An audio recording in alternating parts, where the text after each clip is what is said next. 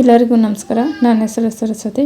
ಹೊಸ್ಲಿಗೆ ಯಾವ ರೀತಿ ಪೂಜೆ ಮಾಡಬೇಕು ಅಂತ ನಾನು ಈ ವಿಡಿಯೋದಲ್ಲಿ ತೋರಿಸ್ತಾ ಇದ್ದೀನಿ.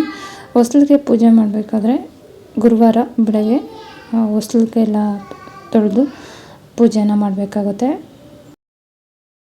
ಹೊಸ್ಲನ್ನೆಲ್ಲ ತೊಳೆಯೋದಕ್ಕೆ ಮುಂಚೆ ಒಂದು ಬಟ್ಟಲಿಗೆ ಅರಿಶಿನ ಪುಡಿಯನ್ನು ಹಾಕ್ಕೊಳ್ಳೋಣ. ಅರಿಶಿನ ಪುಡಿ ಹಾಕಿ ಸ್ವಲ್ಪ ಹಾಲನ್ನು ಹಾಕ್ಕೊಂಡು ಚೆನ್ನಾಗಿ ಮಿಕ್ಸ್ ಮಾಡ್ಕೊಳ್ಳೋಣ. ಹಾಲು ಹಾಕ್ಕೊಳ್ಳೋದ್ರಿಂದ ಲಕ್ಷ್ಮೀ ದೇವಿಗೆ ತುಂಬಾ ಇಷ್ಟ. ಅದಕ್ಕಾಗಿ ಹಾಲಿನ ಜೊತೆ ಅರಿಶಿನ ಹಾಕಿ ಉಜ್ಜೋದ್ರಿಂದ ಅರಿಶಿನೂ ಕೂಡ ನೀಟಾಗಿ ಬಾಗಿಲಿಗೆ ಬೆಂಡ್ ಆಗುತ್ತೆ. ಅದಕ್ಕೆ ಲಕ್ಷ್ಮೀ ದೇವಿಗೆ ತುಂಬ ಇಷ್ಟವಾಗಿರೋದ್ರಿಂದ ಲಕ್ಷ್ಮೀ ದೇವಿ ಹೊಸ್ಲಲ್ಲಿ ಇರ್ತಾಳೆ. ಅದಕ್ಕಾಗಿ ಹಾಲಿನ ಜೊತೆ ಅರಿಶಿನ ಹಾಕಿ ಉಜ್ಕೊಳ್ಳಿ ಅಂತ ನಾನು ಹೇಳ್ತಾ ಇದ್ದೀನಿ. ನಾನು ಪ್ರತಿ ಶುಕ್ರವಾರ ಮಾಡಬೇಕಾದ್ರೆ ಅದೇ ರೀತಿ ಮಾಡ್ತೀನಿ. ನೀವು ಕೂಡ ಇದೇ ರೀತಿ ಮಾಡಿ ಹೊಸ್ಲನ್ನೆಲ್ಲ ನೀಟಾಗಿ ತೊಳ್ಕೊಳ್ಳಿ. ನೀಟಾಗಿ ತೊಳ್ಕೊಂಡು ಅರಿಶಿನವನ್ನು ಉಜ್ಕೊಳ್ಳಿ. ಲಕ್ಷ್ಮಿಗೆ ತುಂಬ ಇಷ್ಟ ಇರೋದ್ರಿಂದ ಹಾಲು ಮತ್ತು ಅರಿಶಿನ ತುಂಬ ಚೆನ್ನಾಗಿ ಬೆಂಡಾಗುತ್ತೆ ಬಾಗಿಲಿಗೆ. ಮತ್ತು ಒಂದು ವಾರ ಹೋದರೂ ಕೂಡ ಅರಿಶಿನ ಹೋಗೋದಿಲ್ಲ ಬಾಗಿಲಲ್ಲಿ, ತುಂಬ ಚೆನ್ನಾಗಿರುತ್ತೆ. ನೀವು ಇವಾಗ ನವರಾತ್ರಿಯಲ್ಲಿ ಆಗಿರೋದ್ರಿಂದ ಪ್ರತಿದಿನ ಉಜ್ಜಿ ಪ್ರತಿದಿನ ರಂಗೋಲಿಯನ್ನು ತೊಳೆದು ರಂಗೋಲಿಯನ್ನು ಹಾಕಬೇಕಾಗುತ್ತೆ.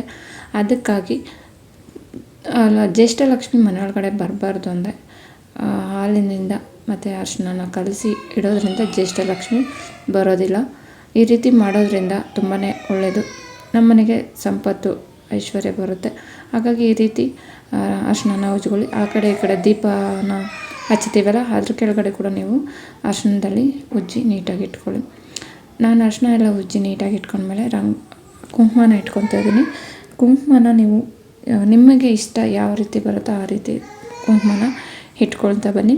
ಆದರೆ ನಾನು ಈ ಸೈಡ್ ಕುಂಕುಮ ಇಡೋದು ನೋಡ್ತೀನಿ. ಪ್ರತಿದಿನ ಒಂದೊಂದು ಕುಂಕುಮನ ಎಕ್ಸ್ಕೊತ ಹೋಗಬೇಕು. 9 ದಿನ 9 ಬಟ್ಟನ ಇಡಬೇಕು ಕುಂಕುಮನ.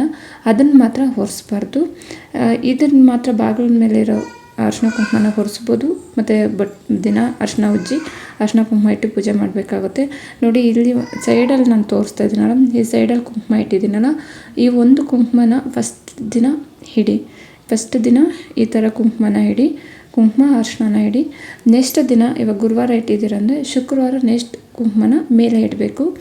ಯಾವುದೇ ಕಾರಣಕ್ಕೂ ಆ ಕುಂಕುಮನ ಆಡಿಸ್ಬಾರ್ದು. ನೀವು ನೀರಲ್ಲಿ ತೊಳಿಬಾರ್ದು, ಎಕ್ಸ್ಕೊತ ಹೋಗಬೇಕು. ನಾವು ವರ್ಷವೂ ಬೆಳವಣಿಗೆ ಆಗಬೇಕು ಮನೆಯಲ್ಲಿ. ಆ ರೀತಿ ಪ್ರತಿದಿನವೂ ನಾವು ಈ 9 ದಿನ ನಾವೇನು ಬೆಳಗ್ಗೆ ಸಂಜೆ ಹೊಸ್ಲಿಗೆ ಪೂಜೆ ಮಾಡ್ತೀವೋ ಆ ಬಟ್ಟುಗಳನ್ನು ಎಕ್ಸ್ಕೊಂಡು ಹೋಗಬೇಕು. ನೀವು ಬೆಳಗ್ಗೆ ಬಟ್ಟಿಟ್ಟು ಪೂಜೆ ಮಾಡ್ತೀರಿ ಅಂದರೆ ಕೆಲಸಕ್ಕೆ ಹೋಗೋರು ನಾವು ಸಂಜೆ ಬಂದು ಮಾಡೋಕ್ಕಾಗಲ್ಲ ಅಂದರೂ ಬೆಳಗ್ಗೆ ಮಾಡಿ, ಅಥವಾ ಮನೆಯಲ್ಲೇ ಇರ್ತೀರಿ ಅನ್ನೋ ಗೃಹಿಣಿಯರಾದರೆ ಸಂಜೆ ಮಾಡ್ಕೊಳ್ಳಿ.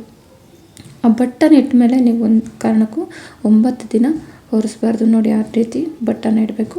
ಪ್ರತಿದಿನ ಅದನ್ನು ಎಕ್ಸ್ಕೊಂಡು ಹೋಗಬೇಕು ಬಟ್ಟೆಗಳನ್ನು.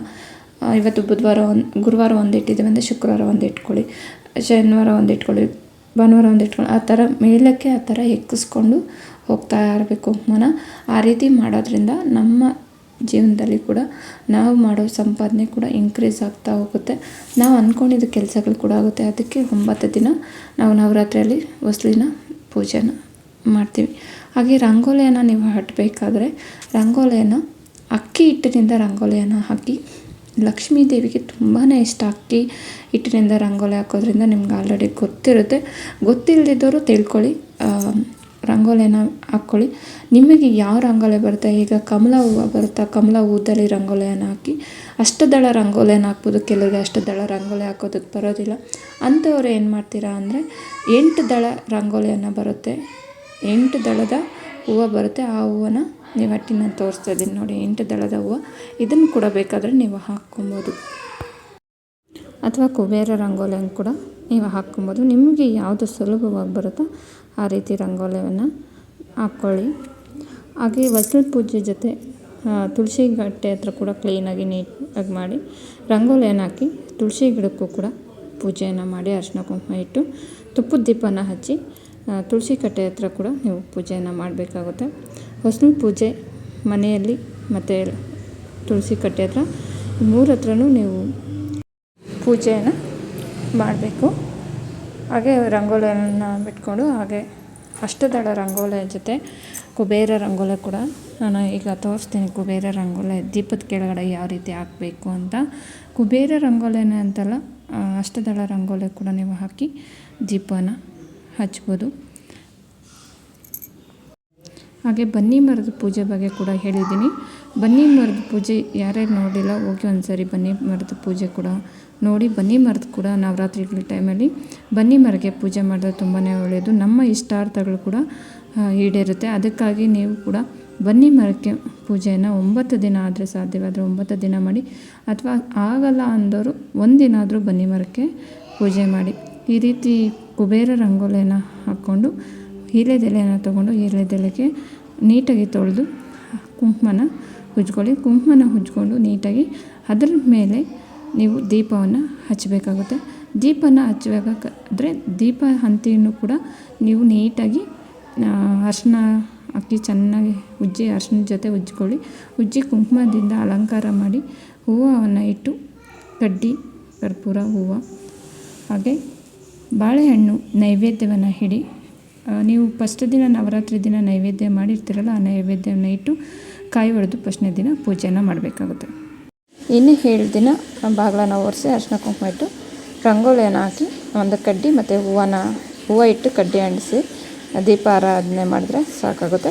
ಲಾಸ್ಟ್ನೇ ದಿನ ಮತ್ತೆ ನೈವೇದ್ಯನ ಇಟ್ಟು ಕಾಯಿ ಹೊಡೆದು ಪೂಜೆಯನ್ನು ಮಾಡಬೇಕು ನೀವು.